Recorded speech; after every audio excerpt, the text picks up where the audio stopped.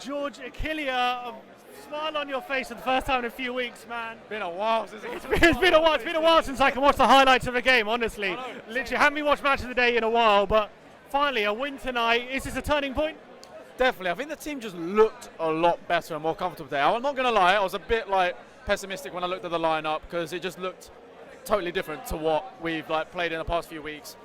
But I was one that said last week that we needed to change a lot of the defence, and we did it. I mean, we've got Davies in. I think George actually had a much better game today than he has done previously. And I just think the whole team, Ndombele, last week, straight away I said Ndombele's son had to start every single game because they're by far the two players that have the most drive in our team and look like they are going to do something either really creative with Ndombele or just look like a real threat in front of goal. I think Son has been probably the best player in our side this season so far, scoring almost every week. So I think with those two on the pitch, we just look like a huge threat going forward, and I was so happy to see him get two, Kane get two, and even Lamela getting a goal, which was Lamela is the one I want to pick up on because he's been pretty consistent this season. I feel like sometimes he doesn't get the credit he deserves, and I think again one goal this season, one goal today, and 2 assists, I believe.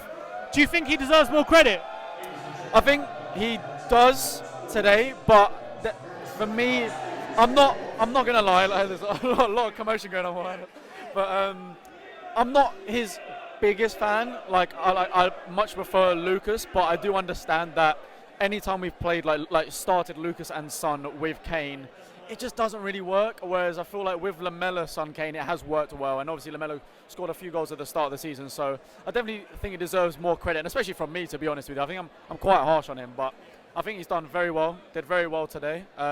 And it was quite interesting to see that we had all 4 Argentinians in our side on the pitch right at the end, which is, I think that was just Poch just trying to be like, you know what, let's just play them all on. Let's get them all on. But yeah, I'm a bit disappointed we get to see enough of Lo Celso. He was the one player today I was kind of, all right, we're cruising now, 3-4-0. He should be the first sub for me, realistically, because he needs the minutes now. He's only played, maybe a max 20, 25 minutes in the Man City Arsenal games, and obviously got injured. It's been out for a while. Would like to see him play longer, because the last 10 minutes he didn't get a chance, but no, I'm sticking positive. Today, all the players looked really good, really positive. Really. It's hard to get too carried away, seeing as, after we beat Palace 4-0, I was a bit hyped after that. I was like, all right, Tottenham are back, we're looking on it again, but then things kind of fell apart again. Are you worried that might happen again? Or do you think this really could be something different? The thing is, I think this is going to be a turning point, but we have to kind of lower our expectations for this Liverpool game, because we can't go in thinking, oh yeah, we just won 5-0 midweek, we're going to smash Liverpool, because let's be honest, they've been probably the best team so far this season. It's at Anfield, which we struggle at. It's going to be a really tough game. I think as long as we kind of range check that a little. The same lineup as tonight at Liverpool. Either the same or just very similar. You can't revert back to the team that we had at Watford and whatever, because this is the team that has put probably the most creative performances.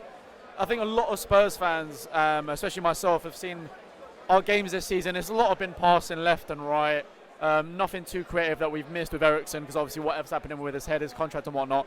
And I think starting Ndombele, he's done that. Dele Alli looking a lot better today as well. It's the first time we've seen Ndombele and Sissoko together in midfield, just them two, without Winks. I think there might have been one game before. It wasn't never really enough. I don't know if they've started together like this, but it's they look good. They look good. You've got Sissoko, who's going to be the solid, good solid man in the middle. Obviously, they're both French as well, so they're going to get along. And I think he said Sissoko's like his older brother. Well, yeah, and I think it's good for him to look at that, because I don't think he speaks much English. I can't even speak English right now. But he doesn't really speak much English, and I think he kind of needs someone like that on the pitch to look up to, not just in the squad. I think he's going to be a lot more comfortable knowing he's got a French strong centre mid next to him that he can rely on, who's got the experience at Spurs. And he can just go and be the creative genius that he did, that assist, that ball through to Kane that he did, the no-look through ball. There was a few of them where he just looks so good and so There's a lot of through ball, doesn't he, Tongi? A lot different to someone like Winks. Definitely does that. I love Winks. Don't get me wrong. I think he's great. I think he's a better player deeper than Ndombele is, but I think Ndombele is a bit more creative going forward. I think he's a bit more competition for Dele Alli almost, in a way. But again, it's a tough one, because Dele Alli nowadays plays almost just right behind Kane. So, but I noticed that at the end of that game, that's pretty much what Ndombele was doing. When Dele Alli went off, he was pretty much sitting right behind Kane. I think looked a threat every time. So I think he's a great player and look forward to seeing him play more. Last question, are we getting out of the group now? 3 games in, halfway through. We sit second, even though we lost 7-2 to Bayern. We've wiped the goal difference to 0 after winning 5-0 today. So you confident we'll get out of the group now? I think I'm confident we'll get out of the group. I mean, let's be honest. I think we should realistically beat Olympiacos at home. So that's another 3 points. And I think Belgrade, Red Belgrade is going to be a tough away game because no matter how, and they look pretty poor today, but no matter how poor they look today, their home fans are going to be mental. It's going to be so intimidating. I don't think we're taking many away fans out there, so it's hard for the players to kind of be as confident as they were with 65,000 Spurs fans with them. But I think if we get a result there, win at Olympiacos, it's guaranteed. So I think we'll get through.